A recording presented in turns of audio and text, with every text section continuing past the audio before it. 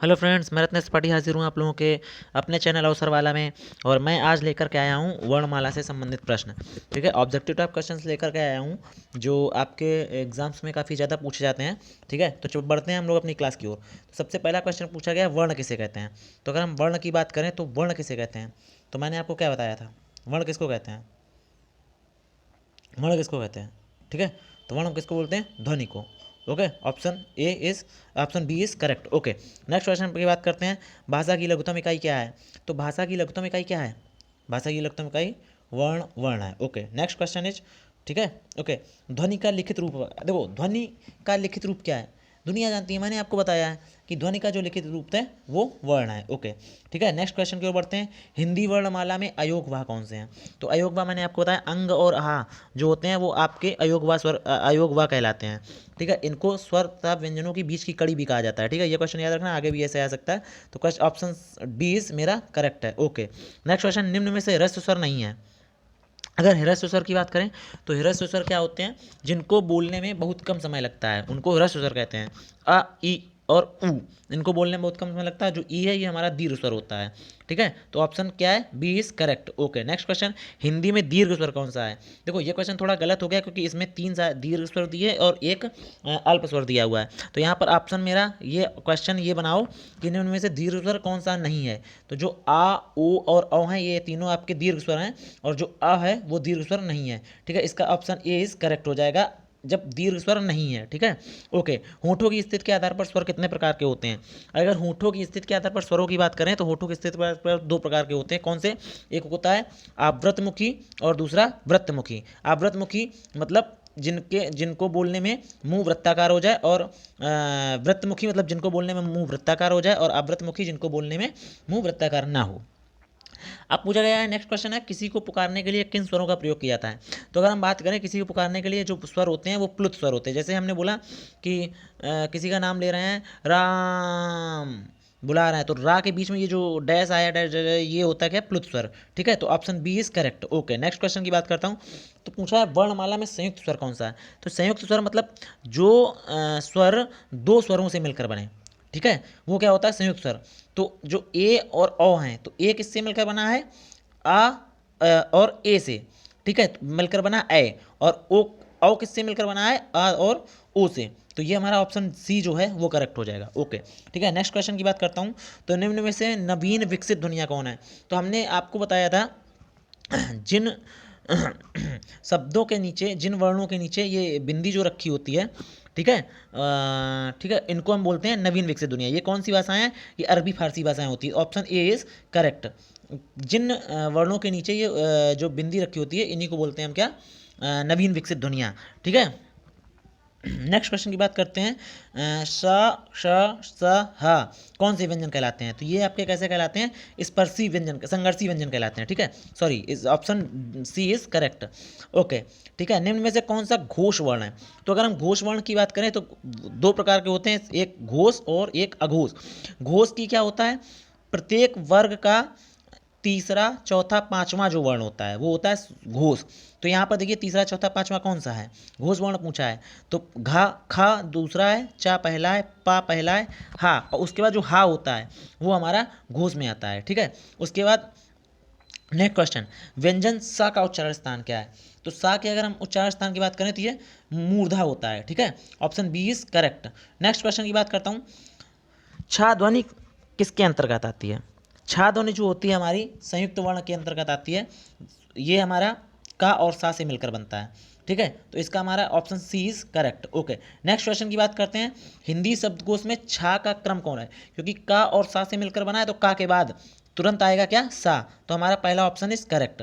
ठीक है, इसके बाद बात करने अनुनासिक स्वर कौन से हैं। तो अनुनासिक स्वर नहीं पूछा, अनुनासिक स्वर नहीं है उसने पूछा है, जिसमें ना अनुनासिक, ठीक है, और निरुनासिक, जिनको बोलने में नाक का, हमें नाक और मुंह दोनों की सहायता लेने पर है बोलने की, उनको बोलते हैं अनुनासिक स्वर। तो इसने पूछा नहीं है, तो या ना और माँ ये आपके कैसे हैं, अनुनासिक स्वर हैं, नहीं है। ठीक है, ओके, नेक्स्ट क्वेश्चन की बात करते हैं, निम्न में स्पर्श वर्ण कौन से होते हैं।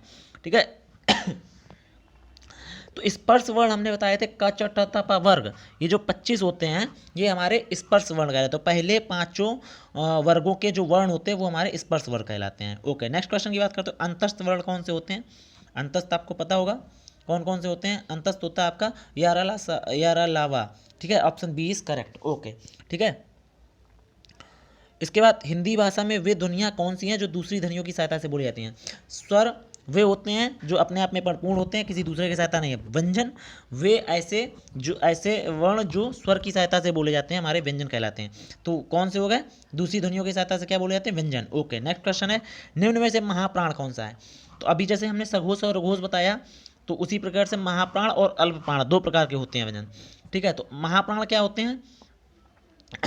महाप्राण की अगर हम बात करें तो प्रत्येक वर्ग का अल्प प्राण जो होता है तीसरा, चौथा, पांचवा जो दूसरा, पहला, तीसरा और पांचवा होता है अल्प प्राण, और दूसरा और चौथा, तो इस दूसरा और चौथा यहाँ पर क्या हो जाएगा? ता और दा, ता था दा धा, ठीक है, पहला और ये पांचवा हो गया, ठीक है। तो पहला, तीसरा, पांचवा अल्प प्राण होते हैं। तो यहाँ पर का और चा पहला पहला और खा और घा, ऑप्शन बी इज करेक्ट। महाप्राण दूसरा और चौथा, खा और घा। नेक्स्ट, ज्ञा वर्ण किन? तो ज्ञा हमने आपको बताया था जब पढ़ाया था हिंदी में, तो जा और इया से मिलकर के हमारा क्या बना है? ज्ञा वर्ण। तो ऑप्शन बी इज करेक्ट, ठीक है। क्वेश्चन नंबर 22, वर्ण के प्रथम व द्वितीय व्यंजन क्या कहलाते हैं? वर्ण के प्रथम व द्वितीय व्यंजन क्या कहलाते हैं? अभी मैंने बताया कि जो महाप्राण होता है वो कौन सा होता है? दूसरा और चौथा।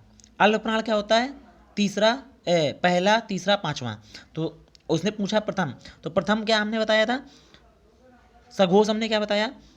प्रत्येक वर्ग का तीसरा, चौथा, पांचवा, तो अघोष बचा। तो ऑप्शन सी इज करेक्ट। अघोष व्यंजन क्या होते हैं? प्रत्येक वर्ग के प्रथम व द्वितीय व्यंजन आपके जो होते हैं वो आपके अघोष कहलाते हैं, ठीक है। निम्न में से इकारांत शब्द कौन सा है? तो इकारांत शब्द क्या होते हैं? जिनके लास्ट में ई ध्वनि आए, ठीक है, ई ध्वनि आए तो उसको क्या बोलते हैं? इकारांत। ध्वनि को जब हम तोड़ेंगे तो लास्ट में आएगा ई, तो option B is correct. Okay, ठीक है।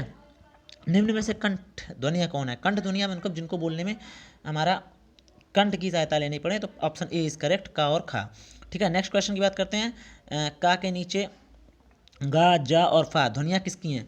तो अगर इन ध्वनियों की बात करें तो हमने बताया था आपको जब ऊपर पढ़ाया भी, ये अरबी फारसी ध्वनियाँ हैं हमारी, option B is correct. Okay, निम्न में कौन सा क्रम सही है?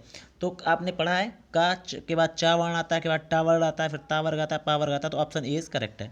ओके, क्वेश्चन नंबर 27, निम्न अगर पूछा हिंदी वर्णमाला में संयुक्त अक्षर कौन से हैं?